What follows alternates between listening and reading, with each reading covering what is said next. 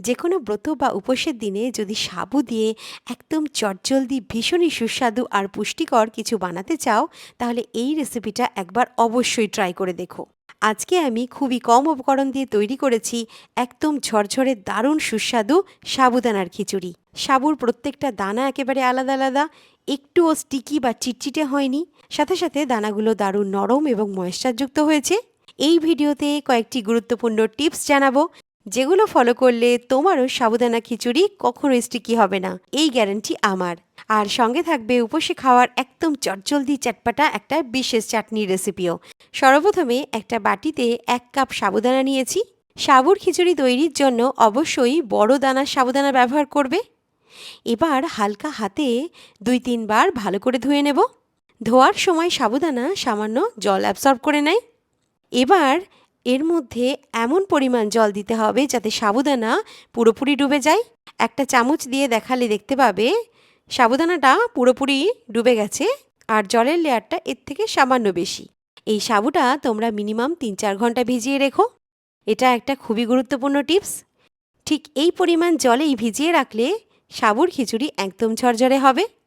বেশি জল হলে সাবুদানা অতিরিক্ত জল অ্যাবসর্ব করে গিয়ে নরম হয়ে যাবে এবং খিচুড়িটা কিন্তু আঠালো হয়ে যাবে। 4 ঘন্টা পর দেখো সাবুদানাটা সুন্দরভাবে ফুলে উঠেছে এবং সমস্ত জল অ্যাবসর্ব করে নিয়েছে।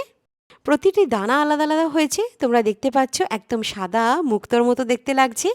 এবার একটি দানা হাতে নিয়ে হালকা চাপ দিলে সহজেই দেখো ম্যাশ হয়ে যাচ্ছে, অর্থাৎ ভেতর পর্যন্ত এটা ভালোভাবে নরম হয়ে গেছে।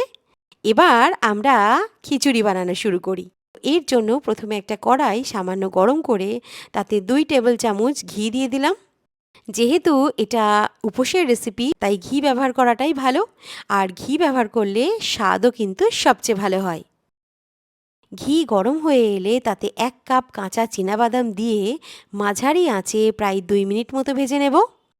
হালকা সোনালি রং না আসা পর্যন্ত এটা ভাজতে হবে। 2 মিনিট পর দেখো চীনাবাদাম সুন্দর সোনালি হয়ে গেছে। এবার এগুলো তুলে রেখে একটু ঠান্ডা হতে দিলাম। এই সময় খিচুড়ির জন্য চলো আলুটা কেটে নিই।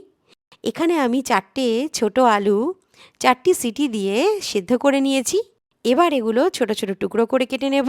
আলু দিলে বন্ধুরা খিচুড়ির স্বাদটা দারুণ লাগে, আর আলু আমারও ভীষণই প্রিয়। তাই সাবুদানার খিচুড়ি যখনই বানাই তখনই আমি এতে আলু ব্যবহার করি। চীনাবাদাম একটু ঠান্ডা হলে এর থেকে কিছুটা নিয়ে খোসা ছাড়িয়ে মোটা করে গুঁড়ো করে নেব। বাকি ভাজা চীনাবাদাম আলাদা করে রেখে দেব। পরে এগুলো খিচুড়িতে ব্যবহার করব।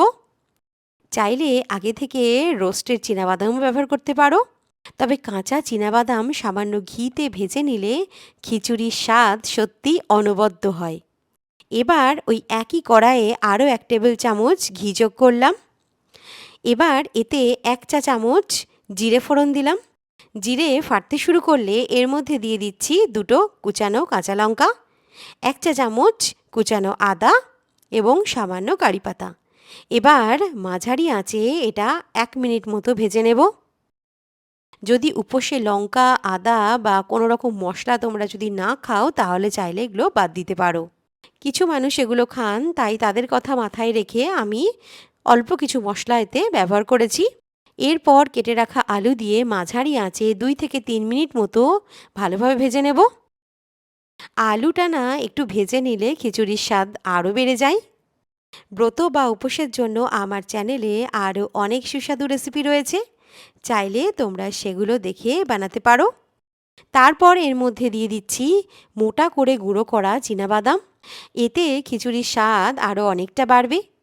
এবার ভিজিয়ে রাখা সাবুদানা দিয়ে সব কিছু খুব ভালো করে মিশিয়ে নেব। তারপর আধা চা চামচ ভাজা জিরে গুঁড়ো এবং স্বাদমতো সন্ধক লবণ দিয়ে দিলাম। এখানে একটা বিষয় মাথায় রাখতে হবে, সাবুদানাটা কিন্তু আমাদের এমনভাবে ভেজাতে হবে যাতে এটা নরম হয়, আবার সাবুদানার শেপটাও কিন্তু ঠিক থাকে। তবেই কিন্তু সাবুর খিচুড়ি একদম পারফেক্ট তৈরি হবে। এই টিপসগুলো যদি ভালো লেগে থাকে বন্ধুরা, তাহলে ভিডিওটাতে লাইক করতে ভুলো না, কারণ তোমাদের এই উৎসাহ আর এই ভালোবাসাই আমার কাজের আগ্রহটাকে বাড়িয়ে দেয়। এক্ষেত্রে বলে রাখি, যদি তোমরা আলু না খাও, তাহলে ব্রত বা উপোসের দিনে তোমরা যে যে সবজি খেয়ে থাকো তাহলে সেগুলো অল্প পরিমাণে ব্যবহার করতে পারো।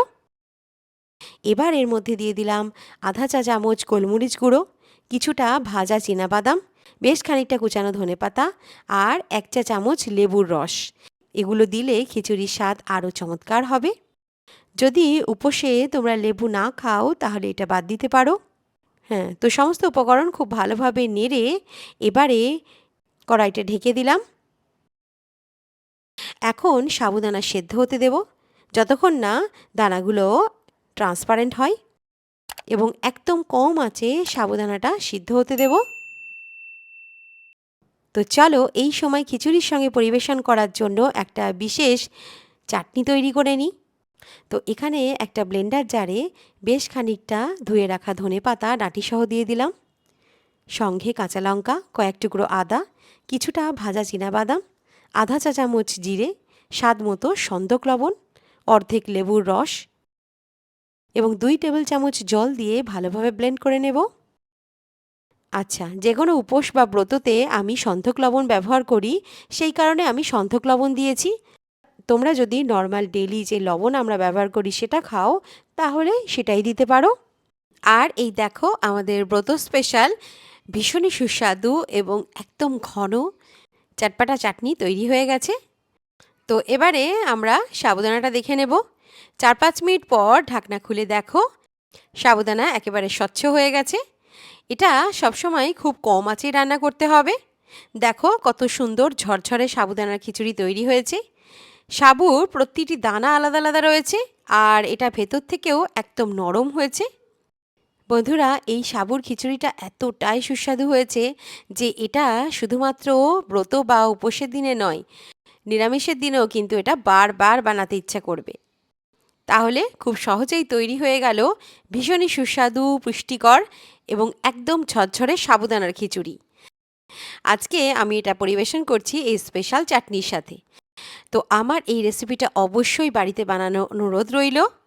আর এরকমই নিত্য নতুন রেসিপির আপডেট পেতে শ্রীতমাস কিচেন বাংলা এই চ্যানেলটাকে সাবস্ক্রাইব করতে ভুলো না।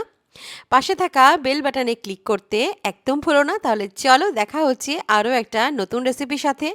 সুস্থ থেকো, ভালো থেকো, ধন্যবাদ।